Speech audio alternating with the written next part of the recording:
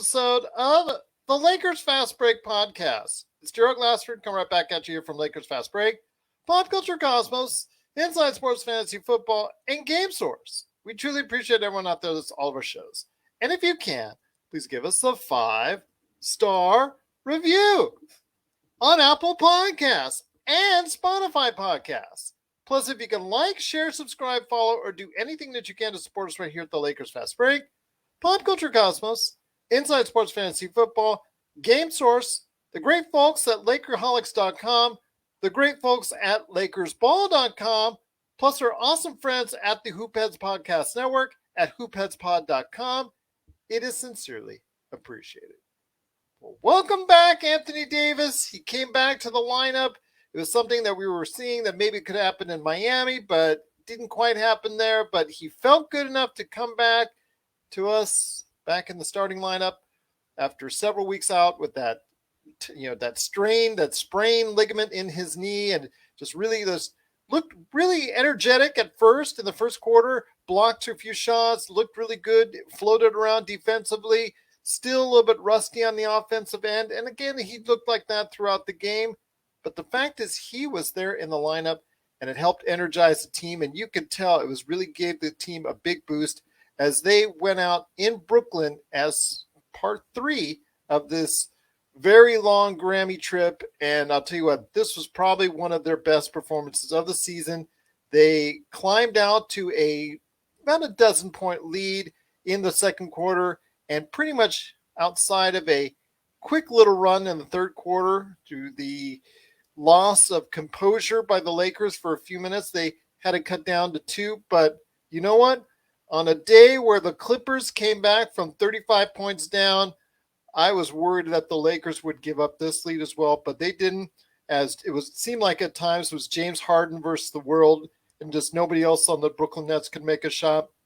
And the Lakers, despite being out-rebounded, still qualified everywhere else as far as a good play is concerned, shot well from the outside, really played a nice team defense, made them miss a lot of shots, and the Lakers end up, unlike what people will say is one of their best wins of the season, 106-96, keeping, for the most part, the Nets at bay, right in that 10 to 15 point area for most of the game. And here today to talk about the game are two great guests indeed. Another first for us here at the Lakers Fast Break, as we have two of the mainstays of both LakersBall.com and LakerHolics.com.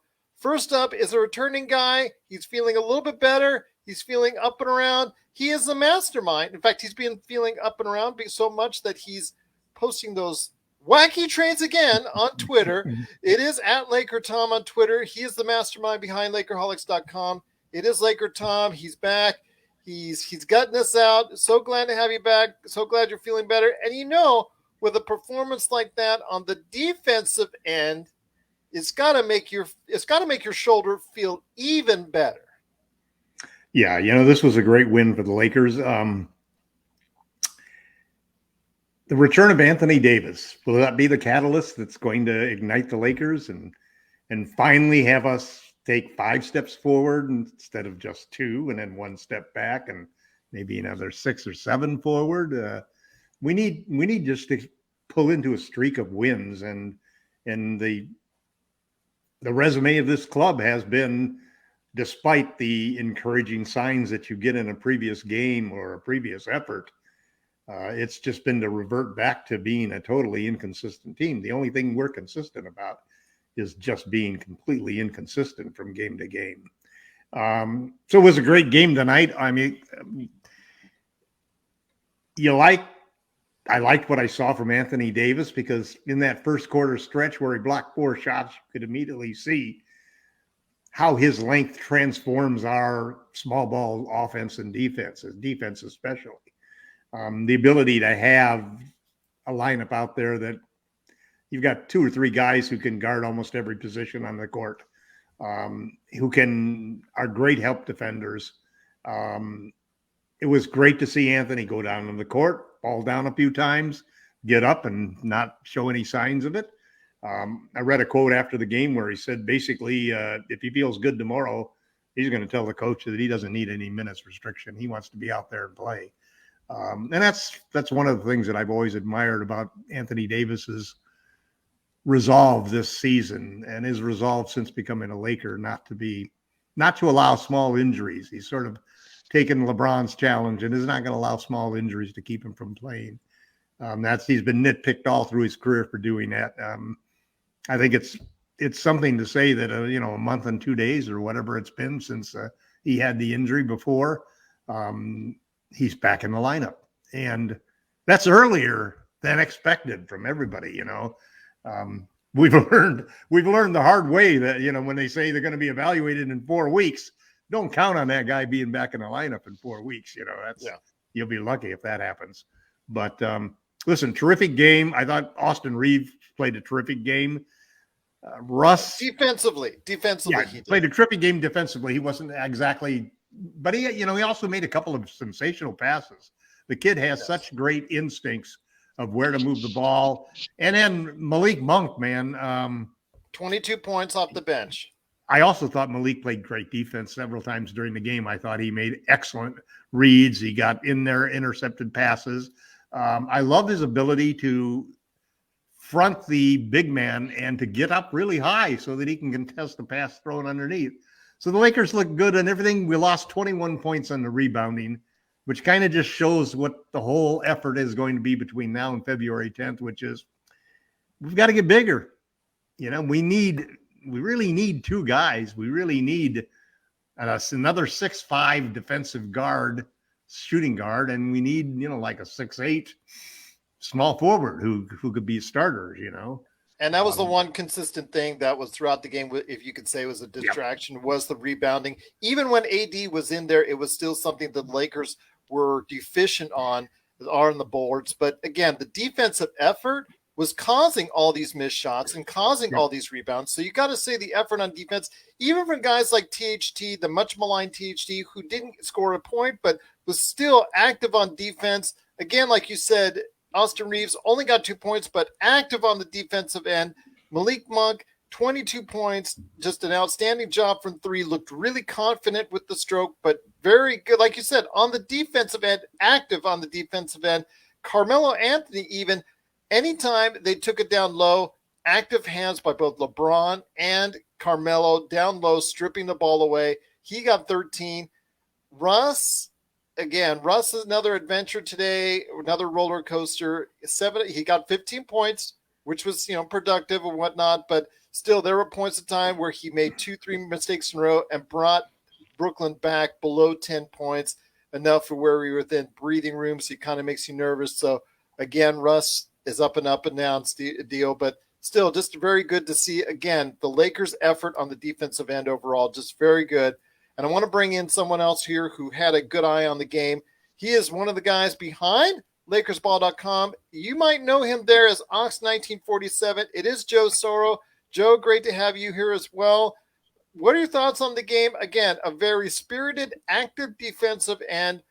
Work on the rebounding. Yes, this has been an issue ever since we went to the small ball. But I tell you what, I will take a good, solid win over Brooklyn, even without 2 of its top 3 stars, any day of the week. You always look at each game for what it is. So you had James Harden really being the only star playing tonight. James Harden versus the world. And when you beat a team by double digits that's deficient in their players, this is and they practically led from beginning to end. So this is what you want to see. Yeah. You want to see double-digit wins against teams you're supposed to beat. Today, LeBron, AD, Russell Westbrook, your 3 stars are healthy. They're playing. And then the role players, guys like Malik Monk, Reeves, did their part. And they carried a 9 to 11 point lead pretty much the entire way. I had commented on that on the Game Time thread, that I would be extremely happy if they just kept that 9 to 11 point lead throughout the whole game, just because it's something that we haven't really seen much of this year. And they did it. I was just saying it just to say it, and they actually did it.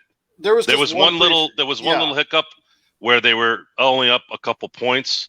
Well, that was because they gave up like what was it, a 3-pointer plus a foul plus a technical on Avery Bradley. So it went down to 2, but then LeBron went on a mini run all by himself.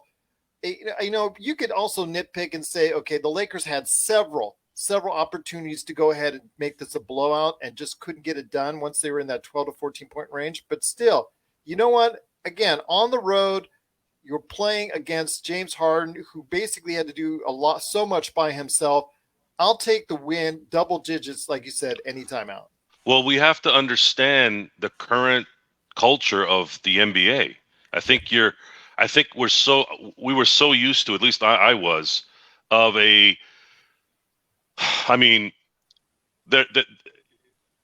Phil Jackson and Kobe and that whole crew was during their reign, there was that.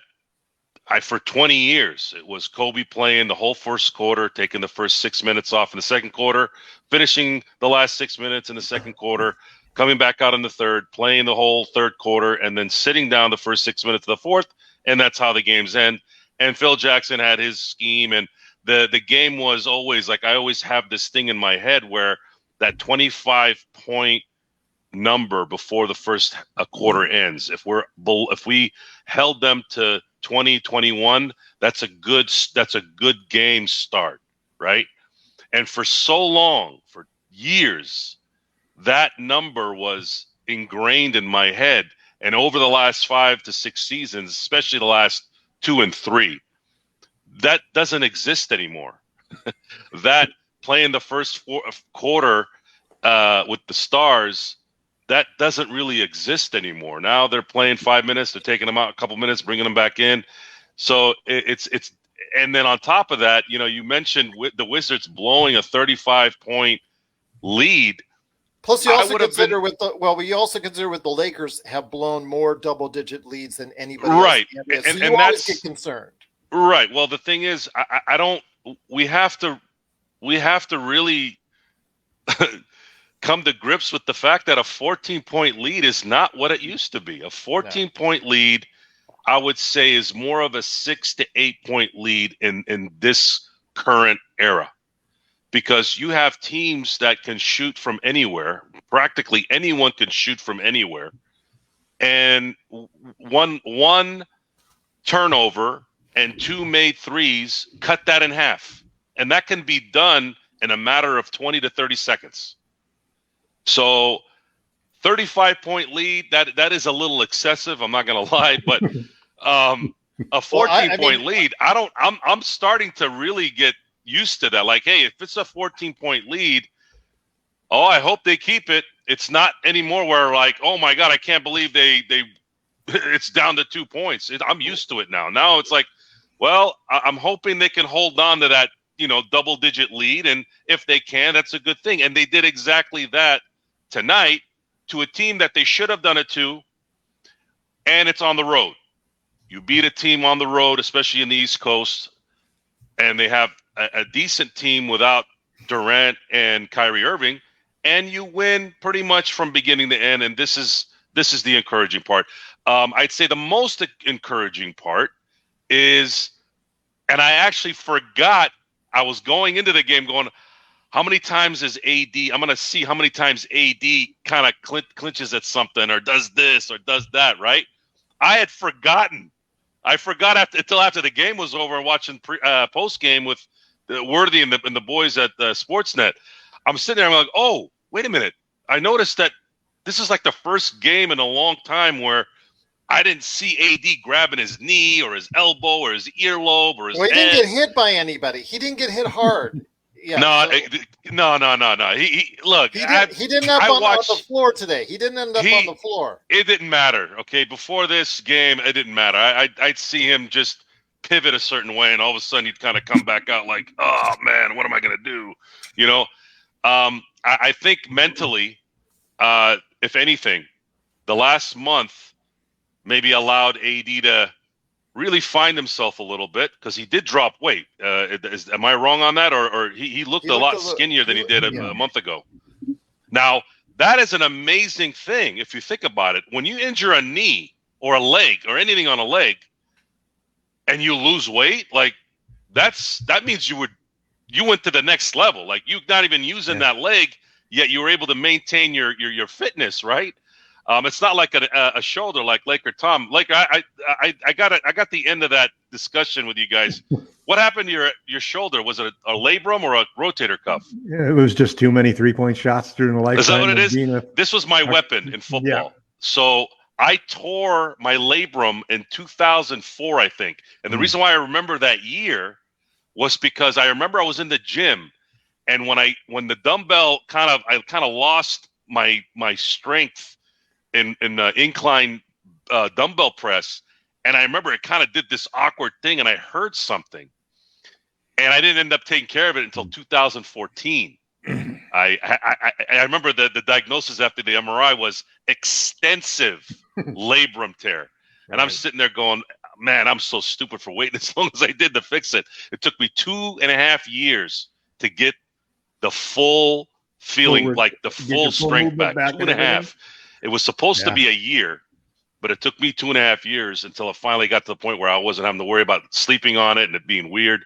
Right. So, it's really difficult. It's a real difficult thing to adjust. Being able to. For me, it started, like 10 years ago. I've been coaching youth basketball for 30 years. And all of a sudden, one of the hardest things to do was to sit there and throw up free throws so that guys could battle for the boards or the girls could battle for the boards. And you start to lose that mobility. And I can specifically remember when I reached a certain age and I went out with my son and his friends and put a move on somebody that I thought was just the same move that I've always done. And instead of blasting by the guy, I'm flat on the face and, face plant in the concrete. So it's, you make adjustments, and I know now, for example, old guys like me don't run across the street because if you stumble and you just won't get your feet back together. But my buddy, it's been a week. It's been a week. I feel fine. Thank God I'm retired and I don't have a job. So I don't have a 9-to-5 job where I've got to go to work every day because you can't drive. You can't, your life has just stopped. It's just like, and I had a hard time doing the operation because part of me said that, man, I keep hearing people to do operations and you let them take the knife to you and it's a hard trek back, boy. Well, yeah, my wife is like that. She's like, she's an Irish girl, and basically, their whole paranoia is there. Their whole family is just, shut up and just soldier on. Get it done. Yeah, trust the process. I haven't played basketball in probably a year, but my buddy and I have made an agreement that we're gonna play full court basketball up to 21 once a week. Okay. So tomorrow, I'm probably going to end up falling like you were talking about, maybe a few times to get my breath. But I had hinted this at him about 2 months ago before the holidays start kicking in. I said, listen, when next year, when all my business stuff's kind of out of the way and I have some time to kind of hit the gym or hit the courts during the day, not during the evening, obviously, I said, let's do what Kobe Bryant and Derek Fisher used to do in the rookie year, which was after practice, they'd play one-on-one, right, full court. And I've been wanting to do it. It's just I never had. Most of my friends are all schlep rocks. They either have 9-to-5 jobs or their wives tell them what to do every time they wake up until they sleep. So I have a friend of mine who's not like that, and he's available during the day. So Here we are. Able to kind of see how that works. And I'll tell you guys how it goes. Either later in the week or next week, and I promise I'll give you the truth. After he gets out of the hospital. Well, again, I'm not in complete terrible shape. I'm still in somewhat of a good shape, not as good as I would want it. But basketball wind is a little different than a treadmill wind or an elliptical. Well, that's something we'll talk about when it comes to John Wall and Russell Westbrook, and that'll be coming up in a couple minutes. But let's close out the conversation on the Nets. Once again, the Lakers do pick up a nice victory, 106-96 over the Brooklyn Nets. LeBron James doing the LeBron James things, 33 points, came in there, just basically turned it on whenever he seemingly wanted to. There were times where he wanted to defer, and I think that the Lakers were still able to go ahead and manage out leads, which was, I thought, was encouraging, because usually when he defers, the team kind of falters. But this time around, every time he wanted to go ahead and take a little bit of a break, either on or off the court, the Lakers did actually do pretty good. 33 points again, 6 assists, 7 rebounds, and no turnovers for LeBron James, which I think is a really good win. Russell Westbrook, 15 points, 6 rebounds, 4 assists, and 5 turnovers. Again, it was an up-and-down performance for him. Avery Bradley played okay defense, pretty solid defense when he was stationed against. They had 2 great steals. Yeah, 2 great steals. He did get burned a couple times, but then again, when lowest you're plus minus on the team. Yeah, with James Harden, though, James Harden is really going to make you look bad, because he can complain all he wants about the rules changing, whatnot, but as evidence, he's averaging more free throws this year than last. So don't hear about all the things that he's complaining about, and he's still getting a lot of the calls. I'm just going to say that right out, but he's still very crafty, as he got a 30-point triple-double himself. But I'll tell you what, the Lakers hopefully will continue this momentum Thursday in Philadelphia, where they face off against the really, really, really good playing Joel Embiid. He's probably playing as good as anyone else in the NBA right now, and the 76ers are streaking right now, so they head into Philadelphia on Thursday. It's a 4:30 p.m. Pacific game, so just want to let everybody know that it's out there, that we're going to go ahead and sometime around this time, 8:30 p.m. on Thursday, we'll go ahead and run our post game from there. But it is the Lakers Fast Break. It's Gerald Glassford along with LakerTom and also as well Joe Soro. Before we head on out, I wanted to go ahead and mention not only what LakerTom is doing at Lakerholics.com, what also Joe Soro is doing at LakersBall.com, but also touch on the latest mad rumor, which we touched upon a little bit last week. And also I want to make a correction.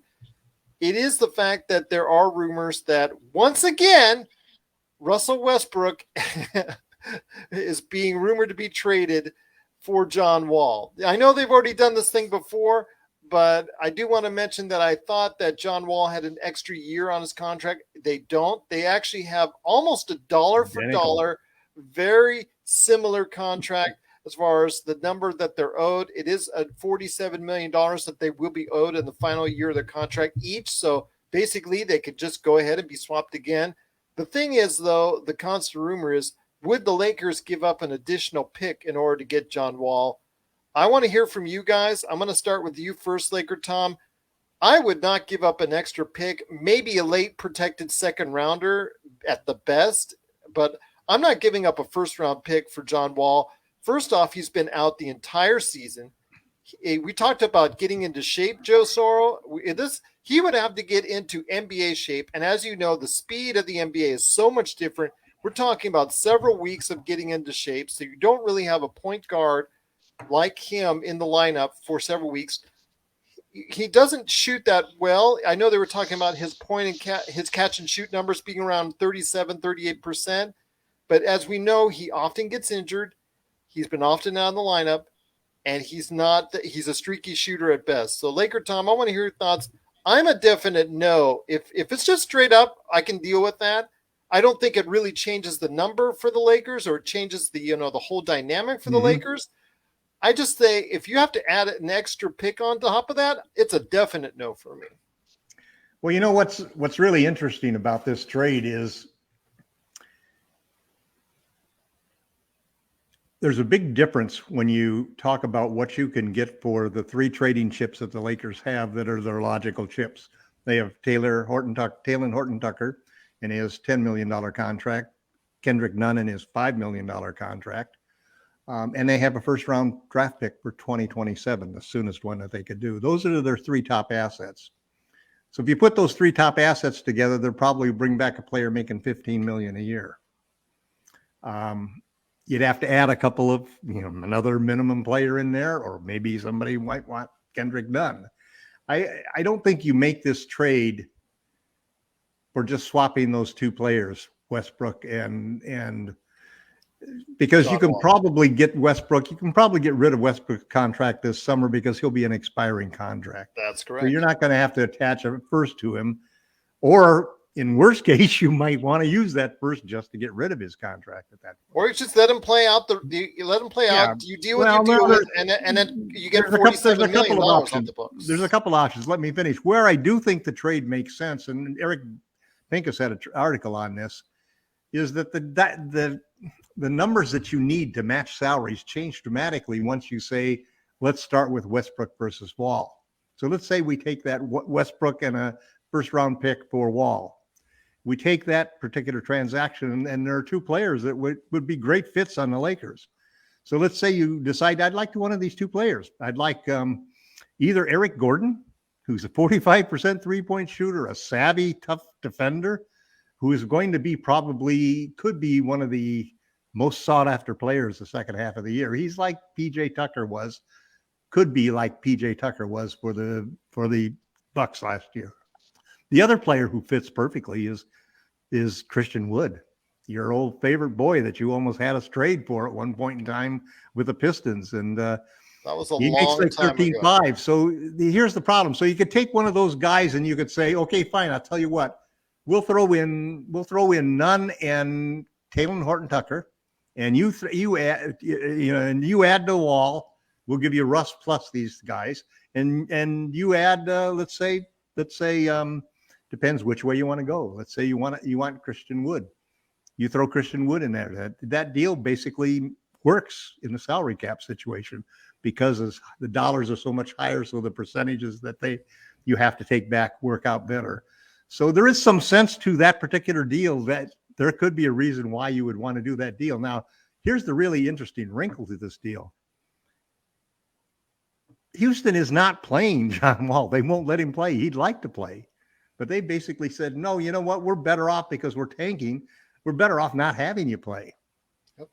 Well, he's not interested in buying out. But the talk is that, and I have to figure that Houston has apparently talked to Russell Westbrook's group, because there's talk that if they made the trade and Westbrook went to Houston, there would be a buyout conducted because he would not sit out the rest of the year. Westbrook has been very happy staying in LA with his family. Yeah, he is. And there's a third thing that is, the third factor is that just like Ben Simmons, who is the player agent for John Wall, it's Rich Paul of Clutch Sports.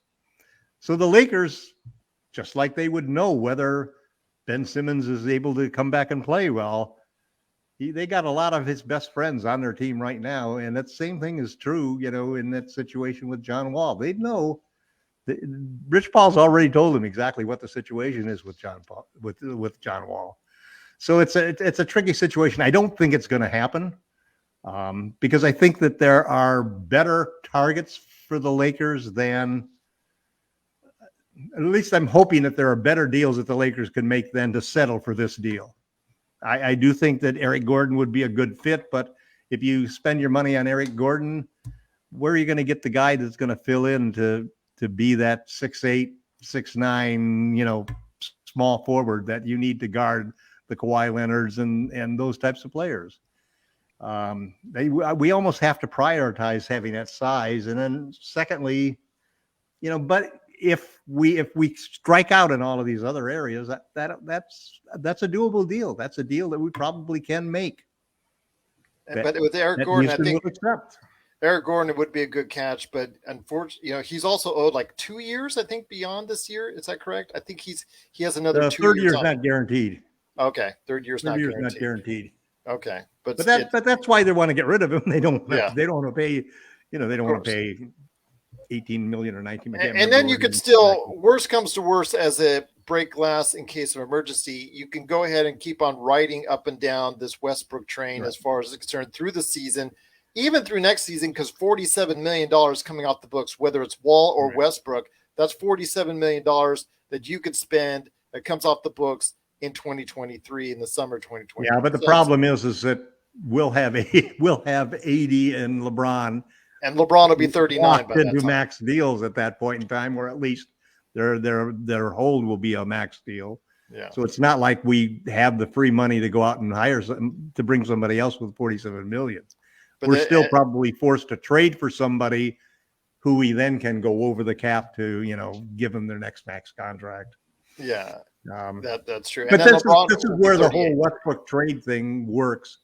And that was really the whole point of the article I did with 10 Westbrook trades, because once you start setting up a base trade for something like that, it almost becomes like the way that Tommy Shepard of Washington took our trade for Russell Westbrook and turned it into this like 18 trade, where people were picking off these various players that they wanted to do it and so forth. And it's because once you get the numbers big like that, the whole salary matching thing kind of disappears.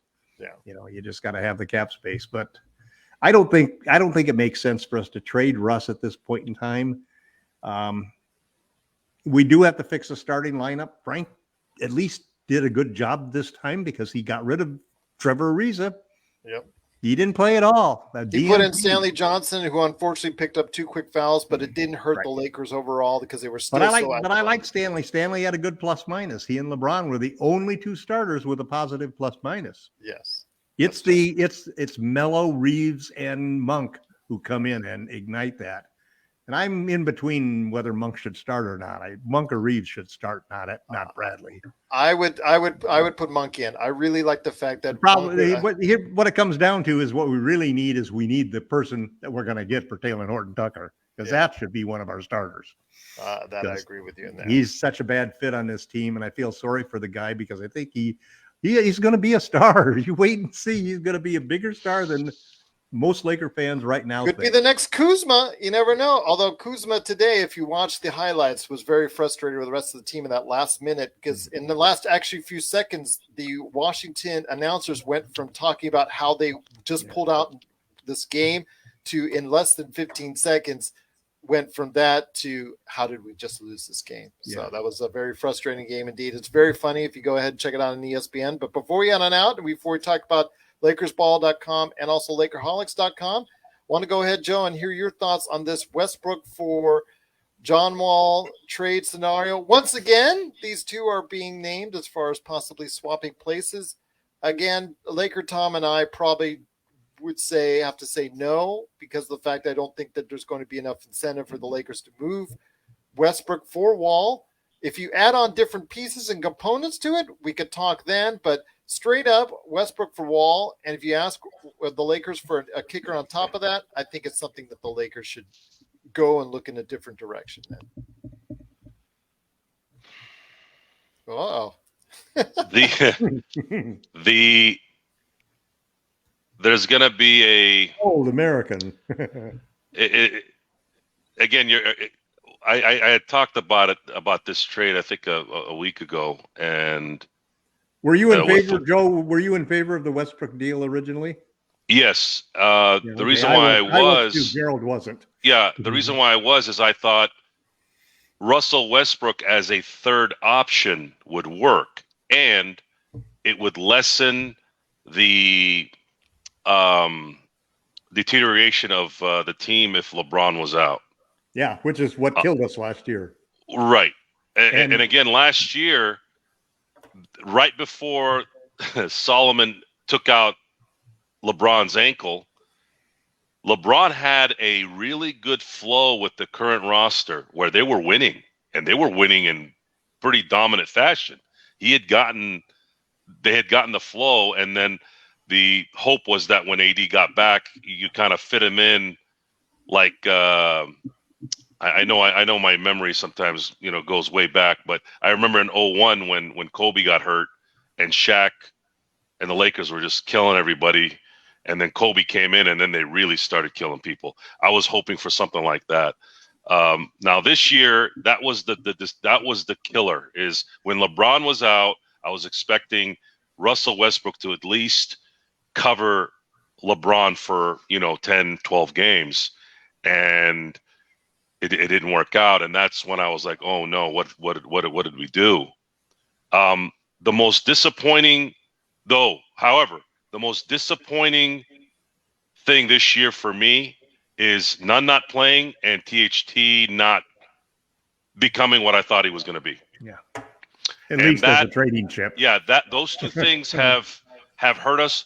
I know Monk has kind of covered that a little bit. I know Reeves has kind of covered that a little bit, but THT and Nunn have a skill set that's more important for this particular structured team. They need those guys that can, handle the ball, break the guy in front of them down, go to the hoop, dish the ball. Monk isn't really that guy. He's what he's been doing, which is great. Reeves is the hustle guy. He's the energy guy. He's the fundamental guy, which thank God he's one of the few guys on the team that actually does that. And, I'm back and forth on whether I'm being inconsiderate like every other a-hole Laker fan. To some degree, I am. Yeah, I kind of fall into that. But the reasonable part in my head is also saying, man, these guys haven't played together. And then you factored in a COVID situation for about a month where no one knew what the heck was going on. So there's been a lot of things, and I know it's crazy year. It's a crazy year. It's an excuse. See, I'd be a hypocrite if I talked like that all the time, because I have a saying, a good excuse is still an excuse. In the end, no one's going to feel bad for you. No one's going to care why, even if it's justified, especially if you're LeBron James, AD, and the Lakers. No one gives a darn about us. We win all the time, and they don't want us to win anymore. So the trade for Wall, I said on Lakers Ball, and I asked this question because I didn't want to get myself in trouble like I did with the Westbrook thing. I said, okay, can John Wall be at least 60, 70% of what he was? And most of the contingency said no. I said, then what the hell are you doing the trade for then? I go, if John Wall, I know John Wall's not going to make those mistakes that drive us nuts about Westbrook, but at the same time, is he going to be at least serviceable to the point where he can do what he's been known to do, which is athleticism, dropping 25 points a game. Could we at least get 15, 16 and smart basketball? I mean, he is a vet.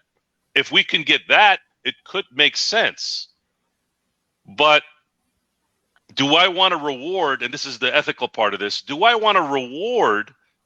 I haven't heard that Houston's making him not play. I've heard the other way. I've heard he doesn't want to play. No, you might be right on that, Gerald. You might be right on that, Gerald. He wants to play. He wants to play. But I'm sorry, but if this is Houston something Adam Silver needs to do. Adam Silver needs to do two things. I love Adam Silver. I think he's the best commissioner in sports.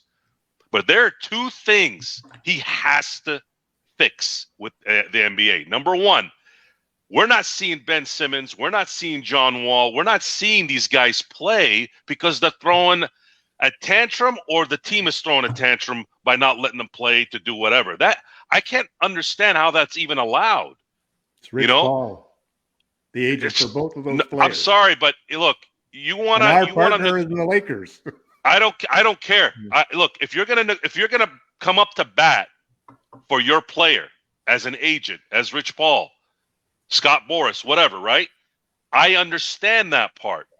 But from a owner standpoint and a league standpoint, you have to play if you're healthy. You have to play. You can't go sit, I don't want to play in Philly anymore because they were mean to me. Man, get your butt out there or you're not getting paid. These guys are still getting paid, right? Getting paid. They're not paid. See, he is being paid. Tommy is being paid. He can. Wait, I thought if he wasn't getting paid, that's one thing. He's getting paid, but he's getting fined. Yes. Which is taking most this of that needs to be money solved. away. This is dumb. This is it's dumb. Screwed up. It's a screwed we up would be able.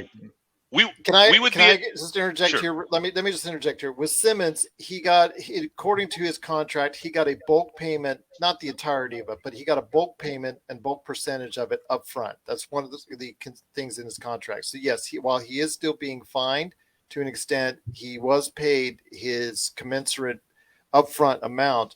early on in the season. So technically he is being paid still at this point in time. With John Wall, it's simply the team has told him, we don't want you here because we want to go with the youth movement and we want to tank. So Adam Silver has to deal with this. He has to deal with this from both sides, with an ownership on one side saying they don't want you to play, and a player on the other side with another team saying, I don't want to play. So, I mean, this, it's not just player empowerment, it's team empowerment.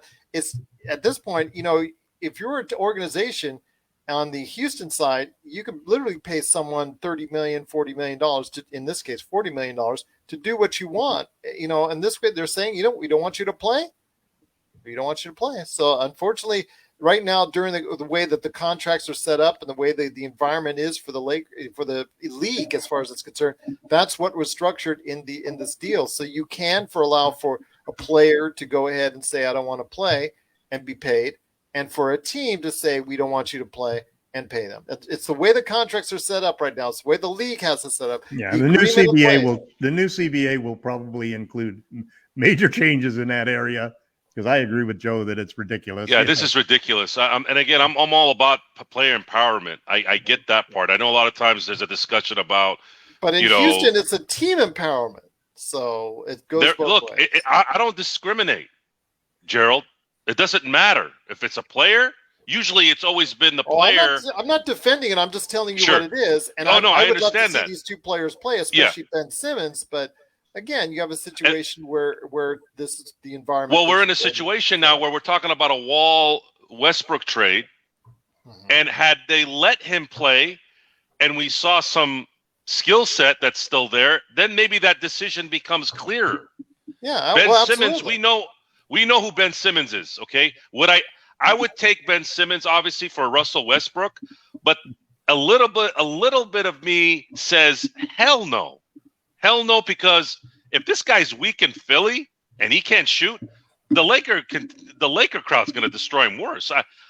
Philly, as bad as it is, the fan base is as cruel as they are. Laker fans almost started a protest when Kurt Rambis got hired. I don't know. Philly fans threw snowballs at Santa Claus. So, that's something Laker fans haven't done. Look, bottom line is you cannot be a weak-minded player in L.A.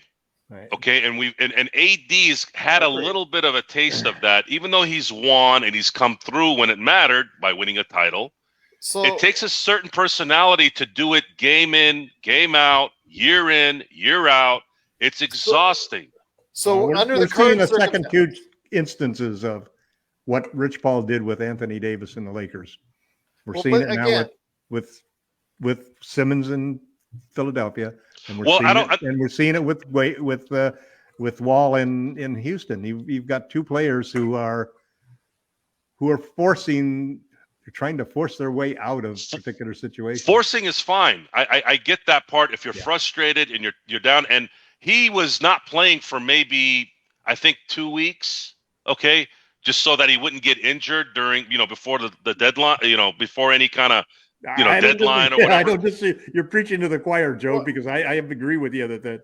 But a whole year? The new CBA is going to have rules that take care of this. And again, the players should be playing. If they're healthy, they should play. But let's get back to the whole situation. Would you or would you not, at this point in time, during the curtains, due to the current circumstances where John Wall has not played a lick at all this year, he's not played at all this year, would at this point in time, seeing how the current circumstances are, would you make that trade?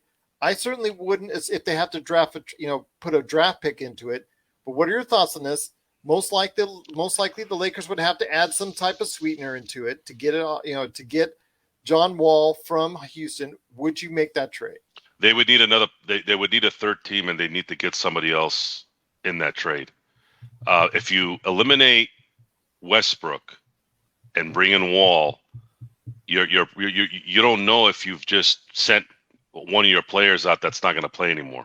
The return, you don't know if he's going to play. They would be able to find that out from Clutch Sports, because they would have a workout. They'd set up a workout with Wall to prove if Wall is 60%, if he can go into the playoffs. Let's say they do the trade February 9th. Okay, if he comes in and he needs a month and a half, 2 months until the playoffs, right? And, if he needs 2 months to get in shape and he's at least 60% of what he was, the one thing that's great about Wall is, or at least in this situation, is we know he's not going to do – I don't think he's going to miss the layups that Westbrook misses, which is really the thing that destroys me. I don't mind if he misses shots. We know who he is there. And see, that was the thing when I agreed to the trade. I'm like, if you guys are getting this guy because you want him to be this shooter, then you guys are out of your minds. Yeah, but right. he's a triple-double machine. He can get to the hole. He's always available. That's another thing that we don't talk about. I like players that are available, that are playing. The one superstar we've had all year long, huh? The one guy that I actually a little bit, when he would make these mistakes, I'm like, does this guy ever get injured? Like just a little bit? He never got injured. So the thing is, I gotta know if John Wall could be productive to the point where the defense has to worry about him a little bit. If that's the case, I'm sure that Rich Paul will make sure that. But you can't. Someone who's not. First of all, okay, let me say this, and let's finish this up here, and then we'll get on. I don't know. This is too good to talk about. I could talk about this for a while. The thing is, okay, you got to consider the guy has been out playing at the rec center or at the health center or at Miami, where he's rumored to be going ahead and actually practicing right now for an entire season.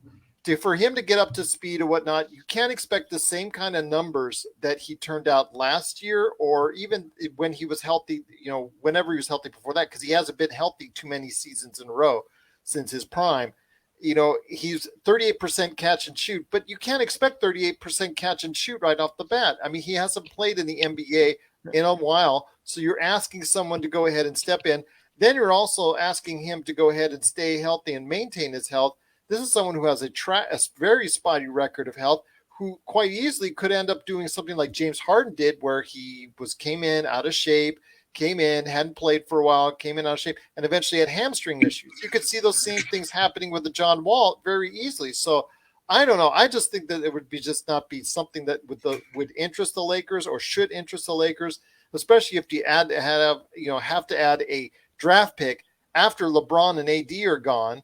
That you would, hopefully you've replaced them with good players, but it's still very sketchy whether or not that 2027 first round pick will be good. I don't know, guys. Bad. I think again we're falling in that trap again. What I told you about what we assumed used to be how the NBA played. Now, LeBron as a player, we kept doing this with Tom Brady. Look, we might be witnessing an anomaly that we've never seen. Okay, I understand, but I'm watching LeBron James, and you'll find out. I'm watching LeBron James. I've watched a lot of basketball in my life, okay? And I've watched God knows how many Laker games. And I've watched 42 years of age at 2027. Okay, I'll tell you when I really started understanding and watching. 1991 was the year that I started really, so it's been 31 years, okay? There was a 12-year mark where I didn't miss one Laker game. But with that, I'm watching LeBron James play basketball, and he is the Tom Brady of basketball. And you're if right. He doesn't have somebody fall on him. If he doesn't have somebody fall on him for the next 2-3 years, I don't think he's going to drop off that much. Yeah, but 2027 would be the first round pick. Whatever that is, whatever a first round pick means for the Lakers, I don't know. At least right now. I can put it in better perspective because of my age. The 2027 pick, I may not be around to see. Oh, come on. All right. Fair enough. It's that far in the future. That's 5 years in the future. Go ahead, Gerald. All right. You guys are talking about that's way in advance. But again, right now, I think we're in just agreement now that trading Westbrook for Wall, I guess we could do straight up. We just don't want to see anything else added on. The answer changes. We're not going to do anything. We're not going to do anything too dramatic because the answer changes in 2 weeks. We don't have the money to do it. That's true. See, I mean, here's the problem. I think the idea of being able to get Christian Wood or Eric Gordon as a part of that deal for the Wall to deal with Wall, that would be a terrific way for the Lakers to improve the team. The problem was it would cost them another $20 million in luxury taxes.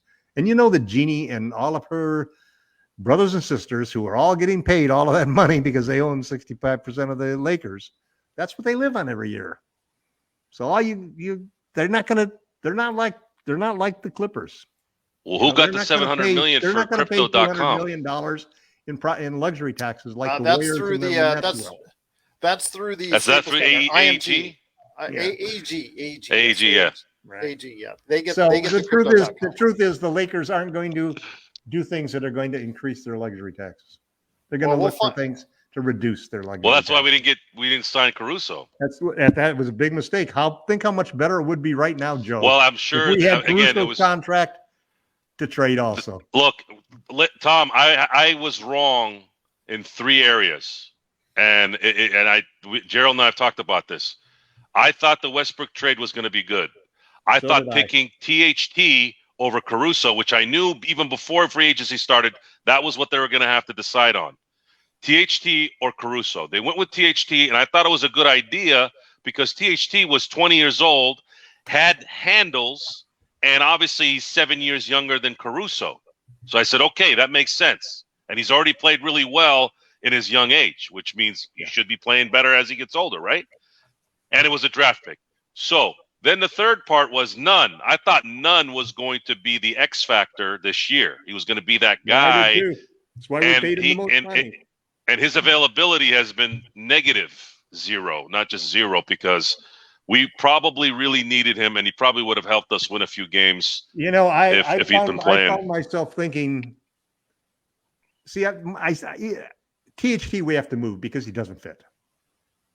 And we need things that fit. We need a big that fits, and we need a shooting guard who's really a star, and so you can move THT and get that one other player that you need to be one of the starters. But one of the things that I've always been considering up to now is that you would want to try to bundle THT along with Nunn so that you get a higher paid, better player in return. But it's not 100% true, because one of the things you could think about is that Nunn really fits the style of play that because I had the same feeling you did, Joe, that he was the most important player that we got. Monk may have been the biggest bargain, but Nunn was the guy that I thought we could really count on to be, that's why we gave him that mid-level. We gave him our most money. So if you could somehow avoid trading Nunn, and you could, for example, let's say we went after Christian Wood, $13.5 million, $9.5 million for Taylor Horton-Tucker and DeAndre Jordan as filler. You could make that trade and still have Nunn that you could keep as an asset, or that you could turn around. Nunn was one of the players that I thought was a possible, and Gerald did too, a possible good trade to make with Atlanta to get Cam Reddish before he was traded, because he fit, the money fit. And so if we could keep Nunn, that we would have another player, because we really don't have a backup point guard. We just don't. We've got LeBron, which always colors the old point guard thing, and you got Russ, who's going to dominate and play the way he's going to play. And and there is something to be said about John Wall is probably the way that you can get a toned down version of Russell Westbrook. They're pretty much the same game, the same problems. But I think that John Wall playing for the Lakers, I think you said it best when you said, Joe, that you get rid of the dumb plays, the blown layups, the dribble the ball off your foot into the outbounds thing while you're coming down the sidelines, and the shots at the top of the backboard. The one out of 3 bank shots that goes. Or he dribbles into 3 people on a fast break, a 1-on-3 fast break, and he'll dribble, or basically the runs that he'll do for himself for the other team. It's typical addition by subtraction. The thing is with Westbrook is when he makes those mistakes, like, for example, today, before he stopped finally, he had 5 turnovers. No, actually, he did have a run. He had 2 mistakes in a row, and they gave him like a 5-0 run. So he did, Well, that's the thing is, I remember the statistic. It was 5 turnovers that turned into 10 points. And at that point, the Lakers were, within that. But he always makes some great plays. Like I and again, I know I'm he does. Yelling, great pass, Russ. I must have said that about it's 10 too times. It's frustrating it's like because being hooked on a drug. It drives you crazy. There's no answer. The guy's a freak of nature in both negative and positive ways. And problem is, it comes at the worst times too. But he's only had 15 games. This was the 16th game of the year, and up until now, he'd only played 13% of the minutes with LeBron and AD. Yeah. So we're gonna find out in 2 weeks. We're gonna find out. We got 8 more games before the trade deadline. Yeah. 2 more weeks. The question will be for Rob and the crew, because at this point, the way LeBron is playing is making it worse now in a lot of ways. LeBron is on an all-time you want to wait month. That? Okay?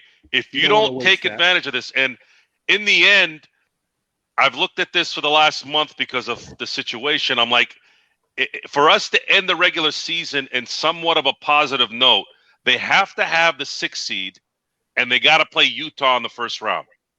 If that happens, going into the second round, which I think what will end up being is Golden State, because I think Phoenix will stay at the 1 at that point. If that happens, and then LeBron is doing his thing, and AD is back to being AD, there might be something there. There could be something there that those two can actually start making some noise. They need to make a big move. They need to somehow figure a way to get the players. They need another starter who comes from outside. And then if you had another starter and none in there and pull out THT, you would start to have a balance between your bigs and your smalls, and your size problems would be starting to disappear. You'd be able to hold your own rebounding in, even though you're playing small. We didn't have the problems with rebounding, getting out rebounded or outscored in the paint in the bubble, because we had Markieff Morris as our third big that was out there all the time. It's a 6'8", 225-pound guy. So if we were able to get, a player like that who could fill in and be a starter, or even a 6'5", 6'6" shooting guard, like Gary Harris Jr. or there's a whole bunch of guys that fall into that range that that shoot 6 or 7 threes per game and make 45%. Terrence Ross is a perfect example. Our problem is that I think we'll get one of those guys, and it probably will be one of the shooting guards rather than the big guys. And so we just have to hope that, we're going to probably create a lot of open spaces, open roster spots for, and last year the buyout market was bigger than the free agent market. And I have hopefully no more Andre Drummond talk again. But well, and that was weird when that was going on. I remember everybody was excited, even that dolt Stephen A. Smith sitting there going, "Oh, this is going to take." You didn't know that he was promised starting role. And I'm going, it's Andre. Andre is a player that's playing in the wrong era, and. And just to give you some perspective, 20 rebounds, 15 rebounds in this era didn't really mean much. Just like the triple-double. Look at Harden. He had a 30-point triple-double. It didn't mean jack crap. Numbers mean nothing anymore, okay? They mean nothing. All that matters is fundamentals, which never will ever get old. That's what you saw in guys like Austin Reeves, guys like AD. That's one thing I do love about AD. He's really good at angles. He's really good at anticipation and keeping the fundamentals there. And I think had he played a full game, he might have had 8-9 blocks tonight. And we had 9 as a team, which was really good. His defense always will make a difference. And it did make a difference tonight. How many guys are there in the league? There's probably less than you can count on one hand in the league of guys who can really defend all 5 positions. I will never forget. Lakers. I will never forget. You'd have Simmons, LeBron, and AD. That 3 guys who could guard all 5 positions. Well, this conversation could go on forever, and seemingly it has. But I'll tell you what, it's been great talking to both LakerTom from LakerHolics.com and Joe Soro from LakersBall.com. Go ahead if you want to go ahead and reach out to talk to LakerTom. He's creating a whole bunch of crazy trades at LakerTom on Twitter. you want to go ahead and make sure you catch his latest article that he has at Lakerholics.com. Will the return of Anthony Davis be the catalyst to kickstart the Lakers? Let's hope so after tonight's performance. So we'll see. But again, we'll be back on Thursday. After the game, we'll be around 8:30 Pacific, a little bit after the game. So go ahead and catch us here at Facebook, Lakers Fast Break. You can also go ahead and email us, LakersFastBreak@yahoo.com, or reach out to us at Lakers Fast Break. Joe Soro is Ox1947, and they always go ahead and have a great time every single game.